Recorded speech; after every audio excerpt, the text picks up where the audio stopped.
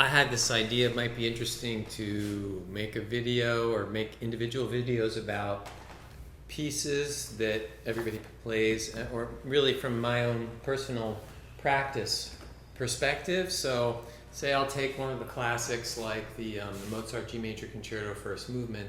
What would I be looking for? So I guess the first thing is that Viennese drum roll, da da da da dum. It's just like the piano concerto in F major. This one.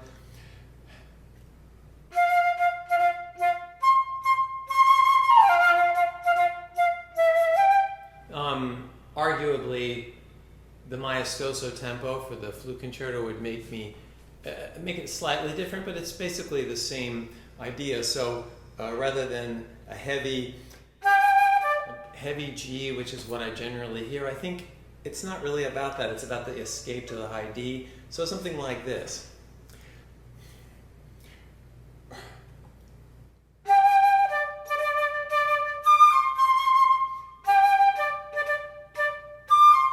Notice how the second time I shortened the D's to make them more like a little drummer motif.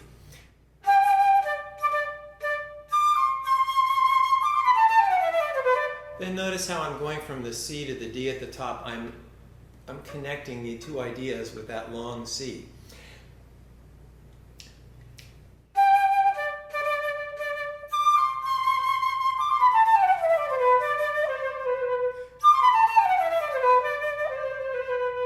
And notice how then the phrase has a tail. In other words, instead of doing this,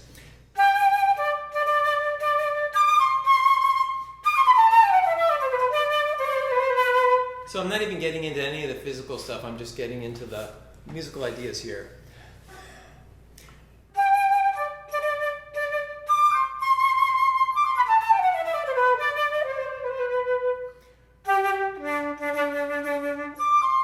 Notice how I arrived at the same exact, or as close as I could, place for the high jump there as I was before, so that connects the two phrases.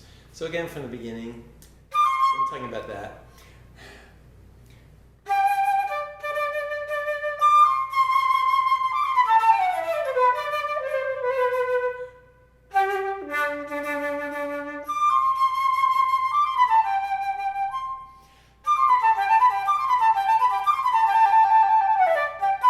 There, when I get to the trill, I don't want to treat the trill as like something that I'm passing through to get somewhere else. It really should sound like the end of the phrase.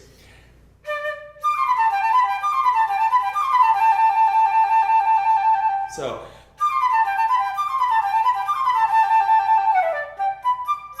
and then those notes are such nice little bouncing things, aren't they, if you don't push them up this way? Like you're always marching forward, because I really don't think there's much elegance that way.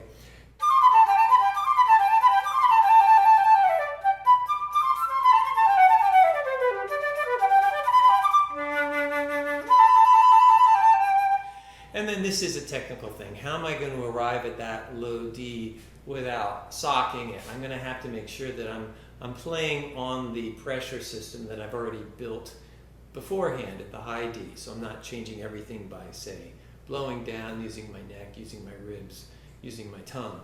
So, going back a little bit.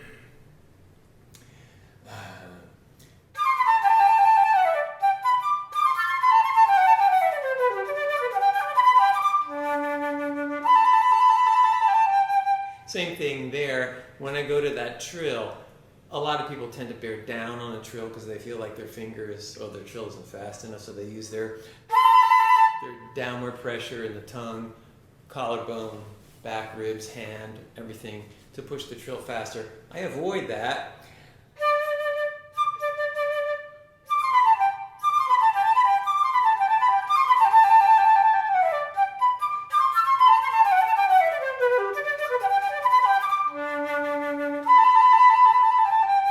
One way to avoid that is to put the fifth finger down at the beginning of the A, B trill. It frees the hand up a little bit. Rather than this, it just kind of keeps the pressure more consistent.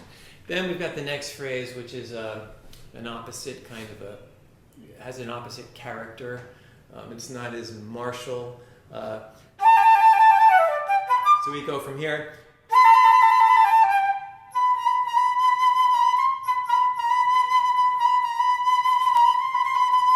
there's just a little bit of sort of, I don't know, longing or something. We're in E minor suddenly in those little grace notes. So rather than, just pushing hard because it's an easy part of the flute, I'm paying attention. Now I have to jump down there again. So I might want a little bit more on that second C so that I have a little bit more air moving.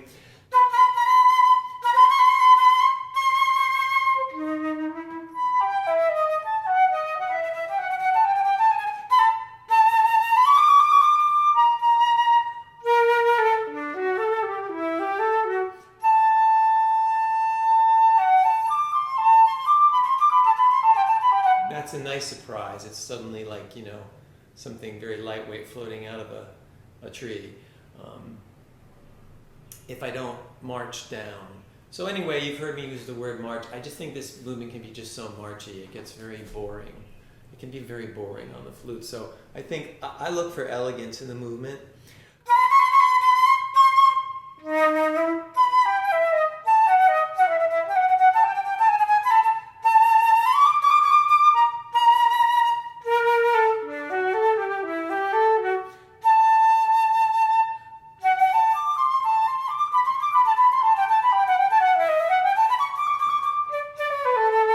Ultimate Mozart humor.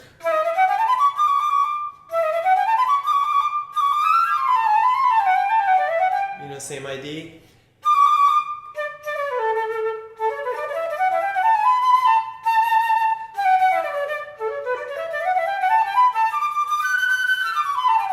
That's a little tricky, that I don't want things to be too heavy at the top, so I'm going to practice that again.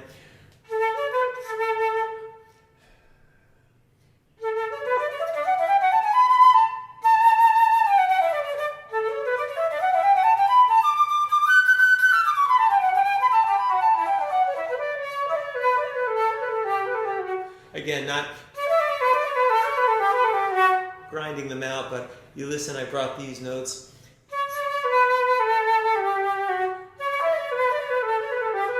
I'm lightening on the second of each four.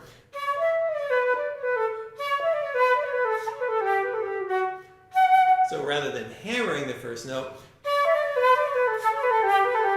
I'm lightening the second note.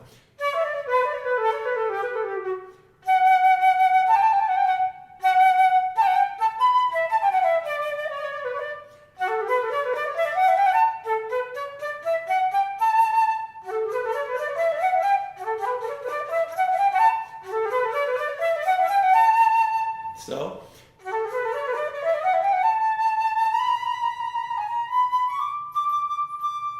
we went minor again, so that's always, for me in this piece, more introspect.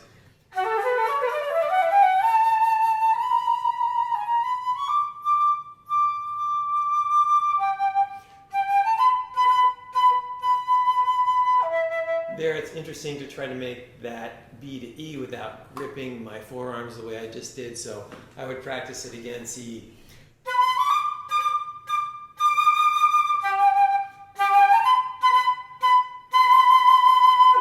I need more spin.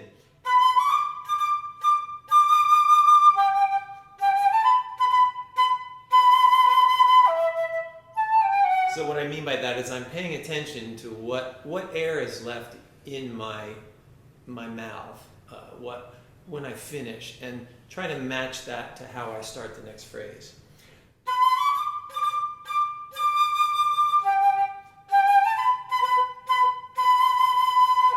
I can get that better, I think.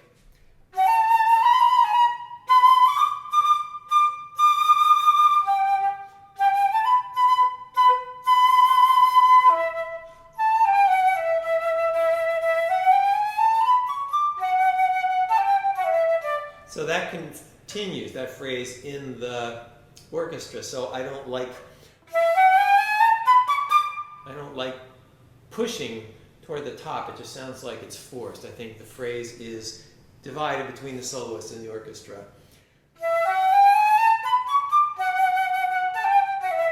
So I imply that with how I play it.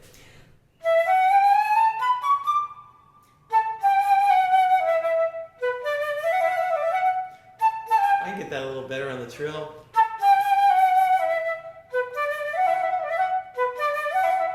So you notice how I'm tapering the trill. I'm watching that I don't press on these fingers as I'm trilling to try to make them go faster.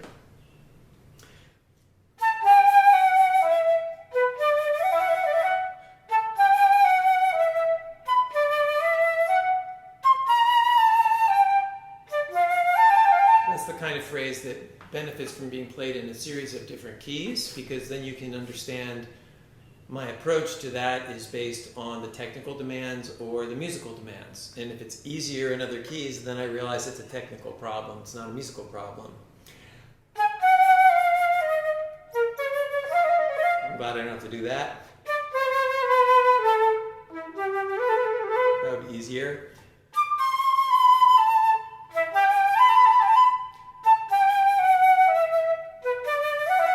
So my hand suddenly wanted to go here to hold my flute more steady for those phrases.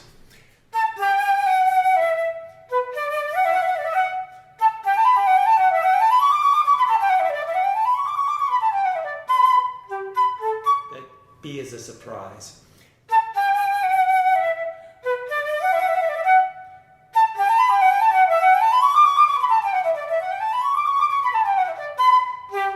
Also, those scales. I don't want to play the scales the same way twice. I've done it once, so something has to happen in the music that signals a change.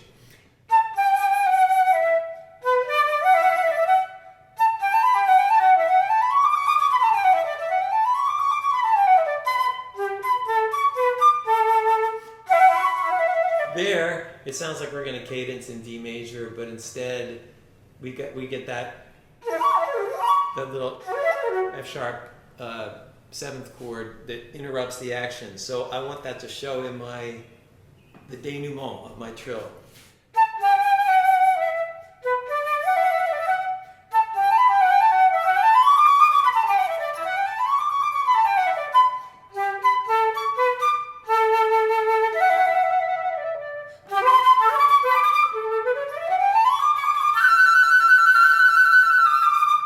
So that's how I would get through the beginning of that piece, right? I guess maybe that's the first third. I don't know. I'm not looking at the music, but that's the idea.